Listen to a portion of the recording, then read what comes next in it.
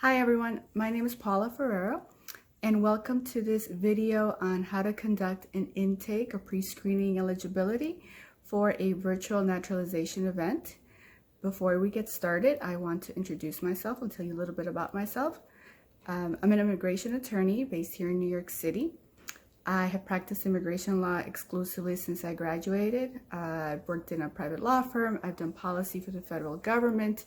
The bulk of my career I've spent working for nonprofits, where I've done everything from the delivery of legal services, supervision, training, and overseeing national immigration programs. Currently, I own my own company called TOP Legal Management, where we train on immigration law, operations, practice management, and policy. And so, the reason I'm creating this video is because now we're working remotely.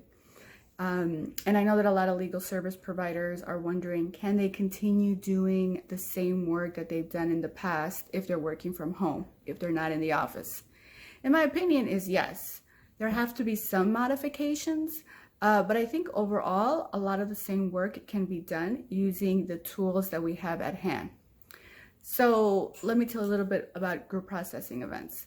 You can call them a group processing event. You can call them a naturalization workshop, a clinic, pro se application assistance event. There are many terms for it, but basically it means that these are usually free events held on Saturdays where applicants go to a large area like an auditorium, a school, and are seen by volunteers and attorneys and helped to complete naturalization applications, usually people who live in remote areas or people who are low income. And it's a way for them to access quality legal services. And usually it's an in-person event with like hundreds of people attending, an equal number of volunteers. But because of COVID restrictions, that's not going to be possible in many areas for a very long time, including here in New York City. Well, as soon as our offices were shut down and we're working from home, I wanted to figure out a way to continue providing these services. And the idea of a virtual naturalization workshop came to me. How was I able to do it? Well, I have to say, with the help of wonderful volunteers, wonderful attorneys, staff, and great partners. I'm currently partnered through one of my nonprofits that I work with the Queens Public Library, who does all the outreach for us, and also Citizenship Works, that is the software platform that we use. You don't have to use these partners. You can have your own partners. I just think the idea of having partners and dividing up the work makes it a lot easier so that you as the legal service provider, you don't have to do it all yourself. You have enough on your plate working with volunteers and doing the legal work that it's really great to be able to outsource to people's strengths. So I'll tell you a little bit more about the process, and then I will show you how I will conduct a pre-screening intake. So what I do is, this is very low tech, or as low tech as I possibly can. The Queens Public Library does outreach. They forward me the information, the contact information, the name of the people who are interested in. We give them 30-minute slots where I will conduct the intake. I have also trained staff and volunteer lawyers to conduct the intake for me, or concurrently with their own appointments. We use a phone, as in, hello, how are you? Not Zoom, not video conferencing, not Skype, but old school phone. And we tell the prospective applicant that someone's going to call them and provide a pre-screening. And after we're done with the pre-screening, then we do bullet point summary. So should a person qualify, they're given an appointment to do a virtual review with an attorney the day of the event. They're giving a link where they can complete the naturalization application on their own. And if they don't have a computer, they're not computer literate, then I have one of the interns actually call them up and help them complete the application, which is passed along to the attorney for attorney review on the day of the event. So we keep it as simple as possible. And it's working for us so far. We've had 4 events in the past 2 months. And the more we reach out, the larger number of people are registering for the event. So I think they've been very successful. Okay, so without further ado, let me show you how it goes. So remember, I am calling someone on the phone. So you dial the person's number, obviously, then you get on the phone, and this is what I say. Hi, my name is Paula. I'm calling from the Queens Public Library. I am the attorney who's going to conduct the intake eligibility for you for citizenship. Are you still available to do this call? They'll say yes. It's like, okay, great. So I'm just going to verify a few things. And if it looks good, then I'm going to forward your contact information to someone who will give you an appointment and tell you what the next steps are. Is that okay? Great. Okay, so this is your full name, correct? All right, have you ever used any other name, any variation of your name? Okay, good. Can you tell me what year, the date that you became a lawful permanent resident? And do you know which immigrant category? You can actually read it on your green card. It'll say category. If you can just read me the number or the code there. Okay. Okay, great. Have you applied for citizenship before? Okay, so if you have and you failed, can you give me the reason why you failed? Okay, so it was just the English language. Okay. Okay. Oh, you've never taken it before? Okay, that's great. So you're going to take it now for the first time. Okay, wonderful. Do you have any mental or physical impairment that gets in the way of you memorizing questions or learning the questions? Okay, and how is your reading and writing in English? Is it okay? All right, and obviously conversation is good because we're talking right now in English, so you understand English well, correct? Wonderful. Okay, so can you tell me a little bit more about yourself? Are you married? And how many times have you been married? Okay, and what about children? Do you have any children? And these are all the children that you have? Because, you know, immigration asks about married kids, single kids, kids who live in this country, kids who passed away, kids that you've had from other relationships. Any other children? No kids? Okay, great. So now I'm going to ask you some questions about arrest history. Have you ever been arrested for anything? And the way that immigration talks about arrests, it's arrests, detentions, or citations. So anything like that? Okay, so I'm just going to give you a list right now of some of the questions so that we're on the same page. So have you ever been arrested, cited, or detained for one of the following?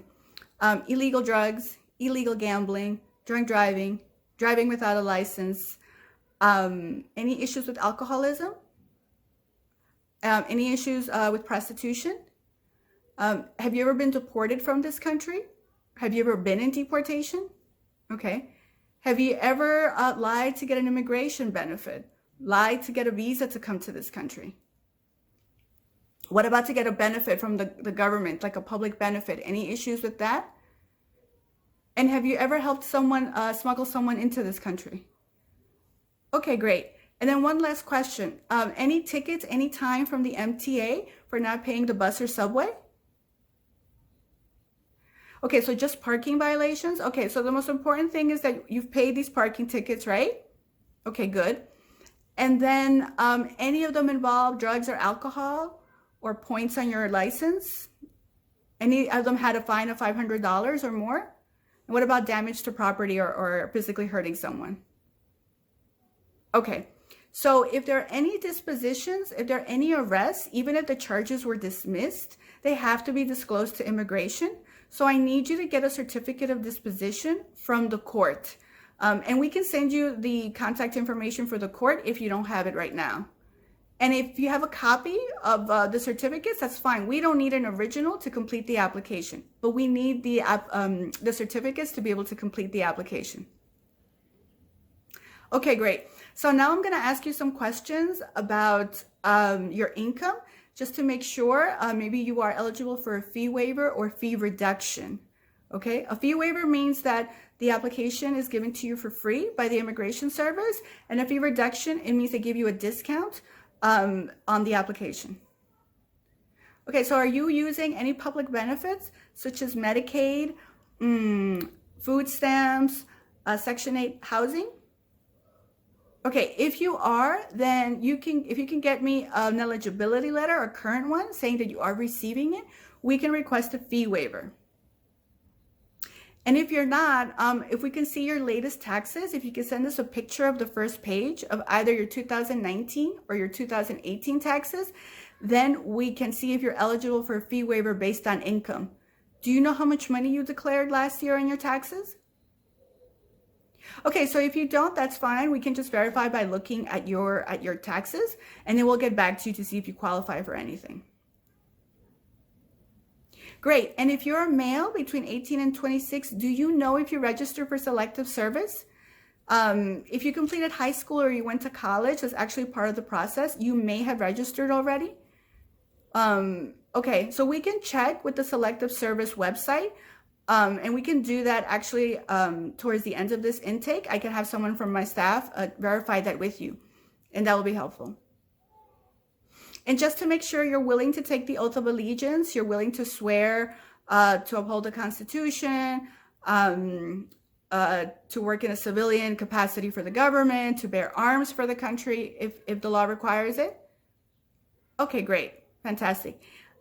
Yes. Do you have any questions now at this time? So it appears to me right now that you are eligible. You're eligible to apply for citizenship. And we will have to let you know about the fee waiver once we see the public benefits letter or we see your taxes. Okay, so we're going to give you an appointment for the citizenship event, and we're going to send you a link to complete the application on your own by yourself. Are you comfortable using a computer? Okay, wonderful. So we'll send you the link. Okay, so if you don't have any questions right now, we're going to end this call. But someone will be calling you shortly with more information, okay? And you can always ask that person a question at that time. Okay, thank you so much. Take care. Bye. And so that's how I do it. As you can see, it doesn't take long. Obviously, 15, 20 minutes is typically the norm, how long it takes. And as of now, it's worked because people have told me about the dispositions, whether they're on public benefits, if they've traveled. I have had situations where people have traveled a lot. So we ask to see their passport also before confirming the date of the event so we can check the travel dates. Because the point of this is that we don't want someone to go to the virtual workshop itself with an almost completed form and be told at the last minute that they don't qualify for whatever reason. If it's for arrest, for taxes, for travel, we try to pick the more common things that people get hung up on and try to solve that before the virtual event. And as I said, so far it's worked out really, really well. When an intern or someone from my staff actually calls them to give them their follow-up appointment, they do make sure to ask them the questions again, especially like, do you have your dispositions? Please send us your public benefits letter. And it's working out. So I hope this was helpful to you. As I said, this is just one way of conducting an intake. This is how I conduct an intake. And if you're interested in finding out more about the virtual naturalization workshops, go to my website, www.toplegalmanagement.com, where you will see blog posts on it. If you join our newsletter, we are sending updated information through our newsletter.